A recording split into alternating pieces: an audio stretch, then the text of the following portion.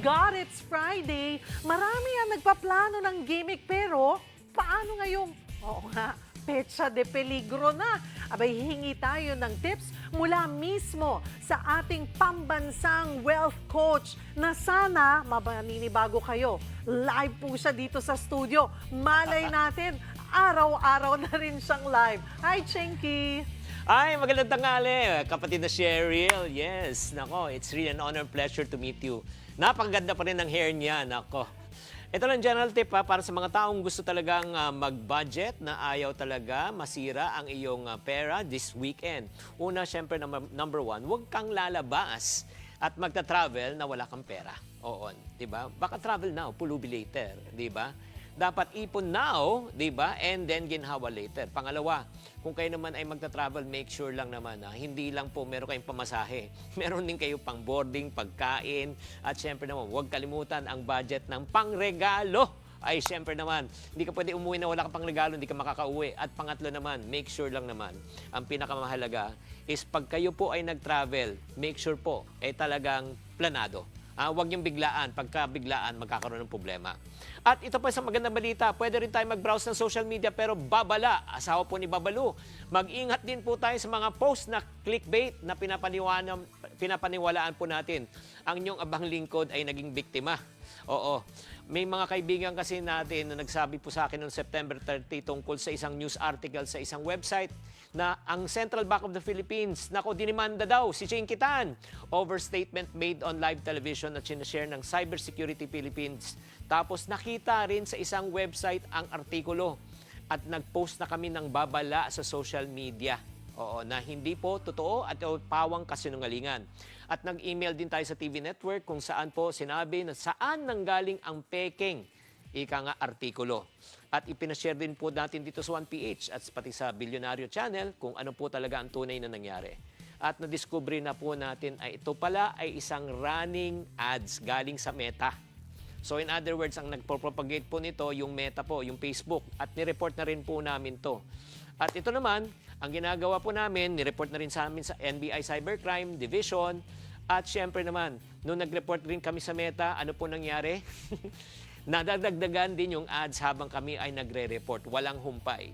At napansin namin na every time, pag nagre-report kami, may bago naman naglalabas at nagsusulputan.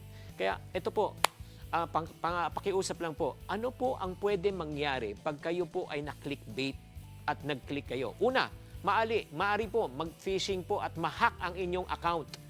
O kaya nga ang dami po mga Facebook account, bigla na lang po nawawala, di po? Kasi nga nag-click po, kaya mag-ingat po kayo. Pangalawa, baka maengganyo kayo. At nag-chat nga sa akin ang isang nakakalungkot na balita. May nag-chat po sa akin, ako, Ma'am Yeng, na siya po ay naglabas na ng 15,000 para mag-invest. Nako, kaya nga mga friendship, say goodbye na to your money. Kaya nga payo ko po, no, bago po kayo makipag-engage, dapat check nyo kung lehitimo po ang post. Number one, i-check lang muna natin yung URL address, yung website address. Kung nagtutugma ba, kung may news agency, dapat galing sa news agency.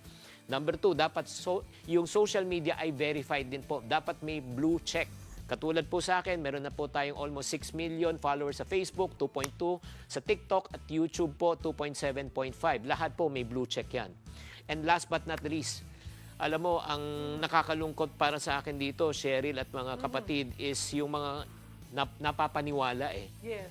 Yung mawawalan ka ng pera, lalo na kung ikaw ay retiree. Kaya nga tips para hindi ka mabiktima ng investment scam. Number one, huwag ka mag-i-invest kung hindi mo naintindihan. Pangalawa, huwag mag-i-invest kung hindi mo kakilala ang tao. Pangatlo, huwag ka mag-i-invest kung ang pangako ay napakalaki ang kita. Alam mo ba magkano ang pinapangako? Ma'am Yeng, pag kayo na nag-invest. Nung ginamit ka, Chinky, magkano? 45,000 to 100,000 a day. Maghulog ka lang daw ng 15,000. Sa loob ng 2 araw, magiging 45,000 to 100,000. O, di ba? Kahit siguro sinong kilala ng negosyante, Chinky, wala makakapangako niyan.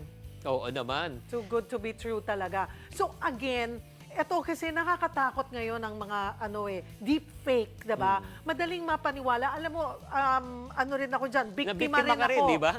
As if like I was endorsing na gamot. Ang mahirap nito is naloloko po kayo mga kapatid. Kagaya yung nangyari sa iyo, Chinky. Akala nila ikaw yung nanghihikayat sa kanila na mag-invest, tama? Tama. Ng 15,000. Kapalit po ay doble or triple ng kita. So, klaro na po yan na hindi po yan gagawin sa inyo ni Chinky. At kaya nga po siya nasa programa po natin mga kapatid. Para yung mga legit at iga-guide po niya ngayon, iga-guide niya tayo sa tamang facing ng pagyaman. Di ba, Chinky? Oo. Basta tatandaan nyo, if it's too good to be true, it's false. Laging tatandaan, tamang karunungan, tamang disiplina ang susi sa pagyaman. This is Chinky Tan, ang inyong pambansang wealth coach.